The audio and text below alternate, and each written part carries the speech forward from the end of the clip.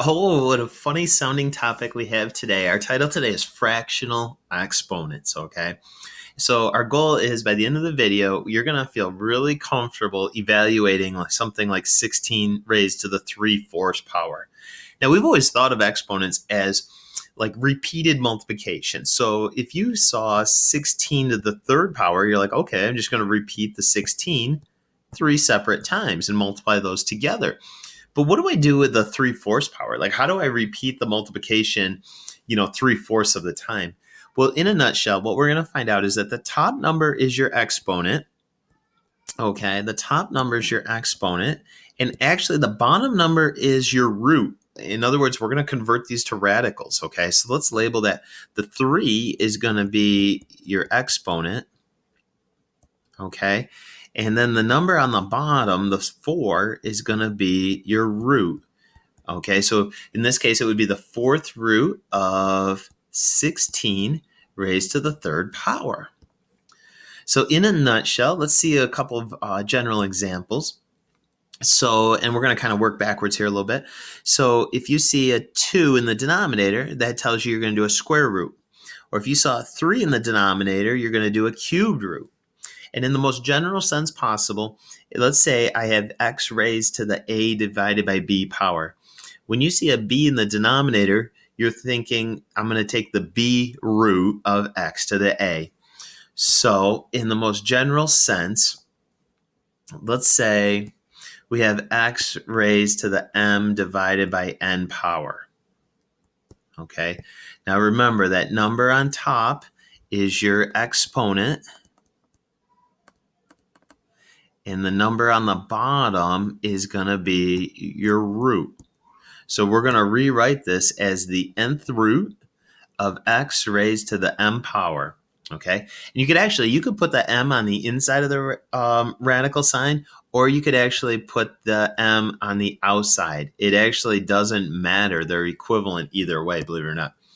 So as you can imagine today, let's just take an overview of some of the first couple of examples we're going to be doing, okay? We're going to do a square root, a cubed root, a cubed root.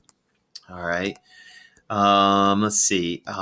Square root, cubed root. Not too bad yet. Let's see if they get any scarier than that. They don't get much worse in these examples right here. But I think definitely we're comfortable with square roots, not as comfortable with cubed roots or fourth roots or fifth roots or things like that.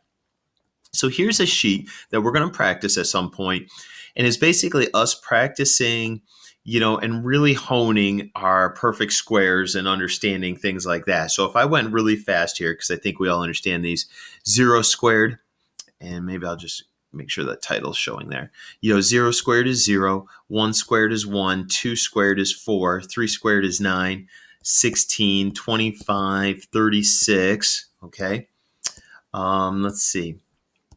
They start to get a little bigger, of course. 7 squared is 49, 8 squared is 64, 9 squared is 81, then 100, and 121. 12 by 12 is 144, 13 times 13 is 169, 14 times 14 is 196, and then the biggest one we'll go to here today is 15 times 15, which is going to make 225. All right. Now we could do the inverse of that. Instead of raising it to the second power, we could raise it to the 1/2 power. So this is kind of what we're getting into today, this idea that anytime you see, an exponent of 1/2, okay, notice how I'm rewriting these every time. Okay, I'm rewriting them with a square root every time. So, and this is the inverse of what we were doing on the last page. The square root of 0 is 0, square root of 1 is 1, square root of 4 is 2, square root of 9 is 3, square root of 16 is 4, square root of 25 is 5, okay? And I think this is right in our sweet spot. So I'm not doing anything really monumentally new here. We're just reinforcing and confirming something we're already pretty decent at as we eventually build up to our cubed roots. Now, of course, square root of 196 is going to make 14, and then the square root of 225 is going to be your 15. All right. Now let's dive into these cubes. All right. 0 times 0 times 0 is 0. 1 times 1 times 1 is 1. Then it gets a little more interesting. 2 to the third power is 8. 3 to the third power is 27. 4 to the third power is 64. So there's an interesting number that's, you got to pay attention to whether if you're doing the square root of 64, it's going to be 8. But if you're doing the cubed root of 64, it's going to turn out to be 4. 5 times 5 times 5 is 125. 6 times 6 times 6 is 216. All right. I'm going to skip the rest of those for right now. They get pretty big, as you can imagine. And now we're just going to do the inverse of that. So 0 to the 1/3 is the same thing as the cubed root of 0, which is, of course, 0. 1 to the 1/3 is the same thing as the cubed root of 1, which makes 1. All right. 8 to the 1/3 is the same thing as the cubed root of 8, which makes 2.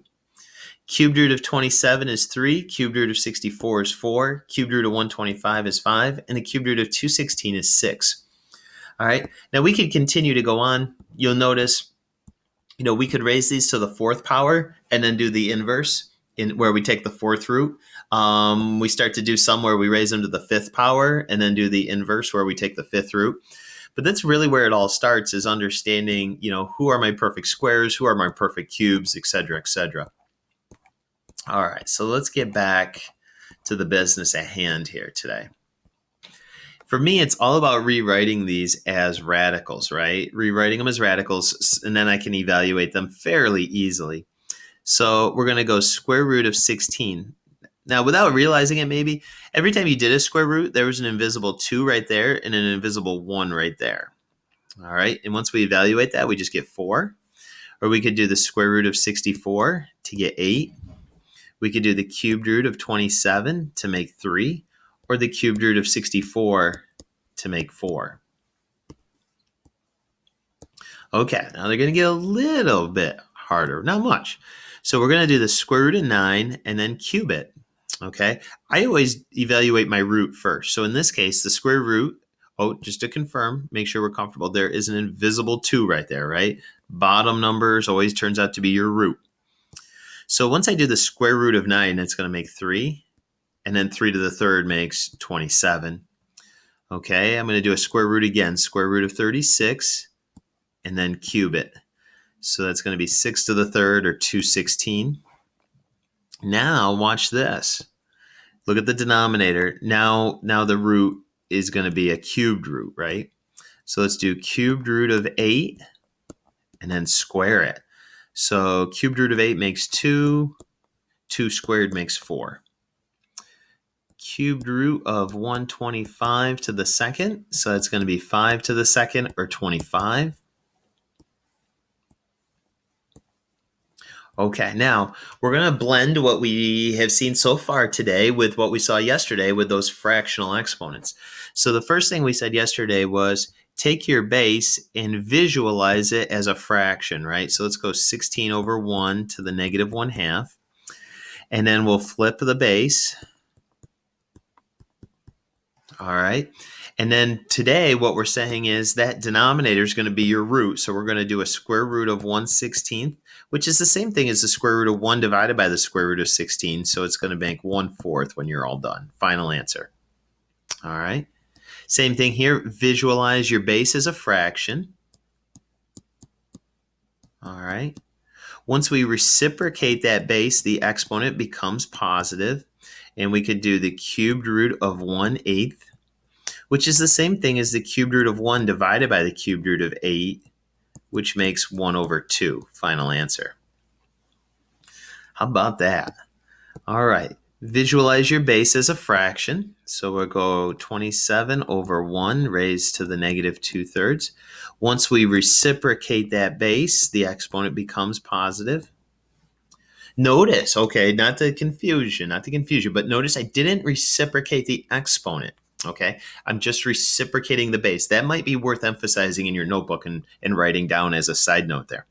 So then what I'm going to do is I'm going to do the cubed root of 1/27 and then square it, okay? So when I take the cubed root of 1/27, I get 1/3. And when I square that, I get 1/9. How about that? Okay. Visualize your base as a fraction. Okay, let's reciprocate it, making the exponent positive. We'll do the square root of 1/100th. and then we'll cube that answer. So now, in this case, the square root of 1/100th is 1/10. And when I cube that, I get 1 over 1,000. How about that? Whoa, what's happening? I messed that one up, but good thing we already did it. Okay, last row we got cooking here. All right, so when you see that 2, you're thinking square root, right? So let's go square root of 16x to the 4th. Now you could break this up and do 16, and then that x to the 4th could be broken up like this to make 4 times x, in other words, 4x squared. What are you thinking of on this next one? All right, yeah, let's go cubed root. So we got cubed root of 216x to the 12th. So we could break that into cubed root of 216. And then I think I'm going to go x to the 3rd, x to the 3rd, x to the 3rd, and x to the 3rd. So when I simplify each one, I'm going to get 6 times x times x times x times x, which is going to make 6x to the 4th. All right. Didn't leave myself as much room as I wish I had right now, so I may be dropping down and rewriting these. So let's say, so I'm going to visualize, again, I see that at negative exponent, so I'm going to visualize this base as a fraction. So I'm going to go, let's see, we'll go 25x to the 8th, 25x to the 8th over 1. And then as soon as I reciprocate that base, so we'll go 1 over 25x to the 8th. Now the exponent's positive, and then I can do a square root. And then when I'm done with my square root, I'll cube it. Okay, now let's see if we can do the square root in our heads here right away. I think that's going to make 1 over 5x to the 4th. And then I've got to cube that. Or in other words, one way to think of that is I'm going to repeat 1 over 5x to the 4th 3 times if you want to visualize it that way. So 5 times 5 times 5 makes 125. X to the 4th times x to the 4th times x to the 4th makes x to the 12th. In other words, in that case, you're kind of just adding all of those powers together. All right. Let's get one more under our belt, and don't be afraid to hit pause here if you're ready for the challenge and try to tackle this bear all by yourself. All right, so I'm going to visualize my base, rewrite it as a fraction, and then I'm going to reciprocate that base, making my exponent positive. So let's do the cubed root. And then we'll square it when we're all done. Okay. This cubed root's a little bit trickier. Okay, a little bit trickier. The cubed root of 64 is going to be 4. And what is the cubed root of x to the 6? And if you have to, we can kind of just use up some free space we have. And I'm visualizing the cubed root of x cubed times the cubed root of x cubed, which makes x times x. So that's going to be x squared. The shortcut there, let me tell you a little insider tip. What you can do is you can take this exponent, divide it by the root, and notice how you get 2. So that works every time. How about that for a cool trick, huh? Take your exponent, divide it by the root, and you'll get your answer every time. Last thing left to do is just square everything in those parentheses. So I'm going to get 1 over, the 4 turns into 16, and x squared turns into x to the 4th. That's my final answer. So ladies and gentlemen, there's a lot to talk through there. But if nothing else, all I want you to think of when we say groundhog rule there is that the denominator becomes your root. Okay, the denominator becomes your root, and that's going to give you a great place to start as you tackle these bears tomorrow.